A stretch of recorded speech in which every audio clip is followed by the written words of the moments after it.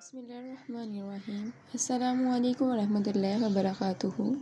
اللہم افتح علینا حکمتک وانشر علینا رحمتک یا ذی الجلال والاکرام، آمین یا رب العالمین۔ امید کرتی ہوں کہ آپ سب صحت و ایمان و تقوی کی بہترین حالتوں میں موجود ہوں گی انشاءاللہ کریم۔ آج ہم سورۃ بقرہ کی آیت نمبر 21 اور 22 کا مطالعہ کریں گے۔ چلیں اس کو پڑھتے ہیں۔ يا أيها الناس اعبدوا ربكم الذي خلقكم والذين من قبلكم لعلكم تتقون۔ ترجمہ: اے لوگو، اپنے اس رب کی عبادت کرو جس نے تمہیں اور تم سے پہلے کے لوگوں کو پیدا کیا، یہی تمہارا بچاؤ ہے۔ یا ایھا الناس، اے لوگو، اے انسانیت، اے کل کائنات۔ اس میں اللہ تعالیٰ، اس آیت میں اللہ تعالیٰ کسی ایک فرقے، کسی ایک مذہب، کسی ایک گروپ آف پیپل کو نہیں مخاطب کر رہے۔ اللہ تعالیٰ پوری کی پوری کائنات میں جتنی بھی اربوں میں آبادی ہے ان سب کو مخاطب کر رہے ہیں کہ تم میری عبادت کرو تاکہ تم پرہیزگار ہو جاؤ۔ اللہ تعالیٰ اس میں کہہ رہا ہے کہ پرہیزگار ہو جاؤ گے عبادت کرنے، یہی آخرت میں تمہاری کامیابی ہے کہ تم میری عبادت کرو تاکہ تم پرہیزگار ہو جاؤ اور تم کامیاب ہو جاؤ۔ جتنے بھی آج سے پہلے انبیاء، رسول، پیغمبر آئے ہیں نا، ان کی تبلیغ اسلام کا صرف ایک ہی مین پوائنٹ تھا کہ اپنے رب کی عبادت کرو، اپنے صرف ایک اللہ کی عبادت کرو، اس رب کی عبادت کرو جو کہ منعم ہے، مقیم ہے، ہمیں قائم کیے ہوئے ہے، ہمارا ولی ہے، مولا ہے، سردار ہے، وہی ہے ہمارا سب کچھ، اس کے سوا کوئی نہیں ہے جو ہمیں قائم کیے ہوئے ہے، وہی ازل سے تھا اور ابد تک ہے اور ہمیں اسی کی عبادت کرنی ہے، اس کے سوا کوئی عبادت کے لائق نہیں ہے، ٹھیک ہے نا۔ اللہ تعالیٰ نے ہمیں دلیل بھی دی ہے کہ کیوں میری عبادت کرو۔ عبادت اس وجہ سے کرو کہ اس اللہ نے ہمیں پیدا کیا ہے۔ اس سے بڑی دلیل کیا ہو سکتی ہے کہ اللہ تعالیٰ نے ہمیں پیدا کیا ہے اور ہم سے اگلوں کو پیدا کیا ہے، مطلب جو ہم سے پہلے گزر چکے ہیں، ہم سے پہلے کتنی آبادی گزر چکی ہے، ان کو بھی اللہ تعالیٰ نے پیدا کیا تھا، اور جتنی آبادی آگے آنی ہے قیامت تک، ان سب کو بھی اللہ تعالیٰ نے پیدا کرنا ہے۔ جو کافر اللہ تعالیٰ کے سوا بتوں کو پوجتے ہیں وہ انہیں کچھ بھی نہیں دے سکتے ہیں۔ اللہ تعالیٰ نے فرمایا ہے کہ جن کو تم اللہ کے سوا پوجتے ہو وہ تمہارے ساتھ جہنم میں ایندھن بنیں گے، مطلب اللہ تعالیٰ کے سوا کوئی عبادت کے لائق نہیں ہے۔ اللہ تعالیٰ ہی ازل سے عبادت کے لائق ہے اور ابد تک عبادت کے لائق تھا، عبادت کے لائق رہے گا، ٹھیک ہے نا۔ فرشتے اللہ تعالیٰ کی عبادت کے لیے کم نہ تھے، لیکن اللہ تعالیٰ نے انسانوں کو پیدا کیا۔ اللہ تعالیٰ نے فرمایا کہ میں چاہتا تھا کہ میں پہچانا جاؤں تو میں نے دنیا قائم کر دی، دنیا بنا دی۔ صرف عبادت کے لیے نہیں اللہ تعالیٰ نے ہمیں پیدا کیا، اللہ تعالیٰ نے ہمیں پیدا کیا ہمیں ٹیسٹ کرنے کے لیے، ہمیں آزمانے کے لیے کہ ہم اپنے ایمان میں کتنے پورے ہوتے ہیں۔ اگر ہم عبادت نہ بھی کریں تو اس سے اللہ تعالیٰ کو کوئی فرق نہیں پڑتا ہے، کیونکہ اللہ تعالیٰ کی عبادت کے لیے کافی لوگ ہیں۔ جو ہے نا عبادت جو ہے نا وہ لفظ نکلا ہے عبد سے، عبد مطلب بندہ۔ اگر ہم عبادت مطلب ہم نماز نہیں بھی پڑھ رہے نا تو ہم پھر بھی اللہ تعالیٰ کے بندے، ہم اللہ تعالیٰ کے غلام ہیں۔ عبادت کا لفظ جو ہے نا عبد سے نکلا، جو کہ جس کے معنی انکساری، انتہائی آخری درجے کی انکساری، فرما برداری۔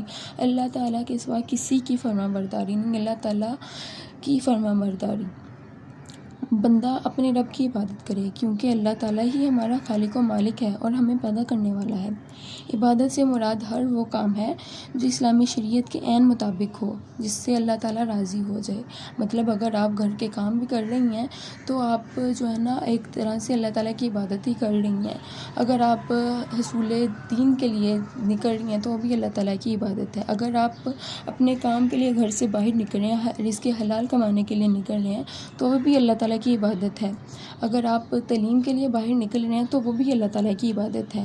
مطلب آپ جس بھی حال میں جہاں بھی ہیں آپ اللہ تعالیٰ کے ہی بندے ہیں۔ آپ کے اوپر ٹیگ ہے کہ آپ اللہ تعالیٰ کے بندے، اللہ تعالیٰ کے سوا کسی کے بندے نہیں ہیں، آپ اللہ تعالیٰ کے غلام ہیں۔ آپ سو رہے ہیں، بیٹھ رہے ہیں، اٹھ رہے ہیں، چل رہے ہیں، پھر رہے ہیں، آپ جو بھی کر رہے ہیں نا آپ اللہ تعالیٰ کے بندے ہیں، اور وہ ذات اللہ تعالیٰ کی آپ کو دیکھ رہی ہے۔ اب اس آیت میں نا تمام لوگوں سے، ہر عقیدے کے لوگوں سے اللہ تعالیٰ نے مخاطب کیا ہے، کیونکہ اللہ تعالیٰ نے اگلوں کو بھی پیدا کیا اور ہمیں بھی پیدا کیا ہے، سب کو ایک ہی فطرت پہ پیدا کیا ہے۔ اللہ تعالیٰ نے ایک اور آیت میں فرمایا ہے کہ میں تمہیں عذاب دے کر کیا کروں گا، مطلب اگر ہم عبادت نہیں کرتے تو اللہ تعالیٰ ہمیں عذاب دے کر کیا کرے گا۔ اللہ تعالیٰ کا تو اس سے کوئی فرق نہیں پڑتا ہے کہ آپ عبادت کریں نہ کریں۔ فرق آپ کو پڑتا ہے، آپ کی آخرت خراب ہوتی ہے، اللہ تعالیٰ کو کچھ نہیں چاہتا آپ کی آخرت کیا خراب ہوتی ہے۔ مطلب یہ ہے کہ ہمیں صرف جو ہے نا اپنی بخشش اور خود کو عذاب سے بچانے کے لیے عبادت کرنی ہے۔ الذي جعل لكم الأرض فراشا والسماء بناء وأنزل من السماء ماء فأخرج به من الثمرات رزقا لكم فلا تجعلوا لله أندادا وأنتم تعلمون۔ ترجمہ: جس نے تمہارے لیے زمین کو فرش اور آسمان کو چھت بنایا اور آسمان سے پانی اتار کر اس سے پھل پیدا کیے، تمہیں روزی دی، خبردار باوجود جاننے کے اللہ کے شریک مقرر نہ کرو۔ اس آیت میں اللہ تعالیٰ ہم سے اپنی نعمتوں کا ذکر کر رہے ہیں کہ ہمیں اللہ تعالیٰ کا شکر گزار ہونا چاہیے۔ ہمیں ایک عبادت کرنے کے لیے ایک وجہ دی ہے کہ ہمیں کیوں عبادت کرنی چاہیے۔ ہمیں اللہ تعالیٰ کا شکر ادا کرنے کے لیے عبادت کرنی چاہیے کہ اللہ تعالیٰ نے ہمیں اتنی زیادہ نعمتیں دی ہیں، ہمیں رہنے کے لیے زمین دی ہے جس میں سے ہمارے لیے بہت سی نعمتیں ہیں، کھانے پینے کے لیے، رہنے کے لیے، چلنے پھرنے کے لیے، سانس لینے کے لیے ہوا بنائی ہے، اور آسمان سے پانی اتارا ہے، مطلب کہ بارش کو برسایا تاکہ کھیتی پک سے۔ بارش نہ ہو تو کتنی زیادہ مشکلات پیدا ہوتی ہیں۔ ایک بھی نعمت اللہ تعالیٰ کو ہم سے لے لیں تو ہمارا رہنے کا نظام درم برم ہو جائے گا۔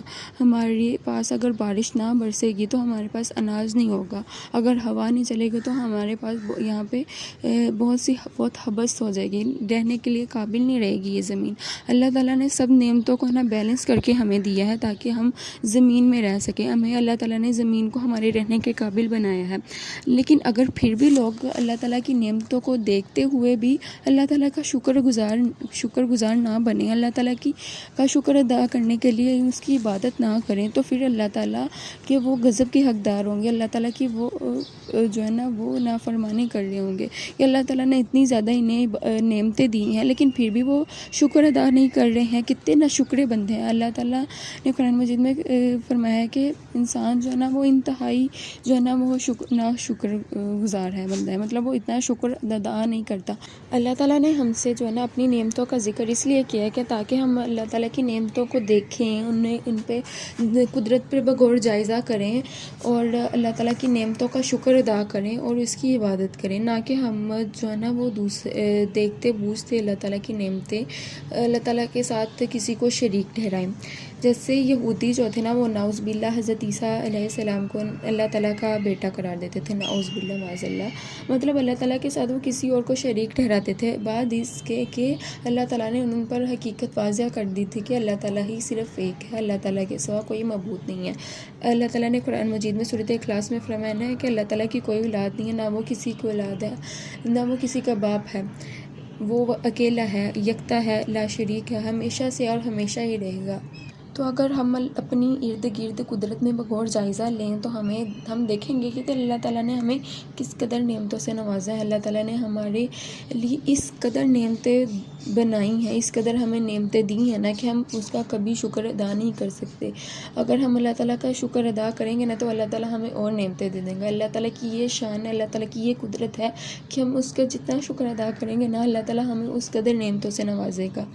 ہمارے پاس نعمتوں کی کمی نہیں ہے، ہمارے پاس بہت زیادہ نعمتیں، ہمیں ان نعمتوں کو یوٹیلائز کرنا نہیں آتا ہے، ہمیں ان نعمتوں کو صحیح طرح سے استعمال کرنا نہیں آتا ہے، ان نعمتوں کا شکر ادا کرنا نہیں آتا ہے۔ تو شکر، عبادت اور صبر یہی ہماری آخرت میں کامیابی کا بہت بڑا ذریعہ ہے، کامیابی کا ایک راز ہے کہ ہم جتنا شکر ادا کریں گے ہم اتنے ہی اللہ تعالیٰ کے قریب ہوتے جائیں گے۔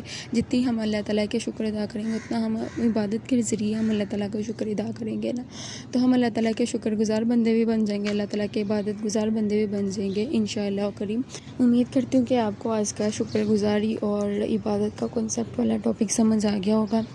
اپنی دعا میں بہت زیادہ یاد رکھے گا انشاءاللہ کریم۔ اگلی آیت کے ساتھ پھر سے دوبارہ سے حاضر ہوگی، اپنی دعا میں بہت زیادہ یاد رکھے گا۔ تب تک کے لیے اللہ حافظ، السلام علیکم ورحمۃ اللہ وبرکاتہ، جزاک اللہ خیرا کثیرا۔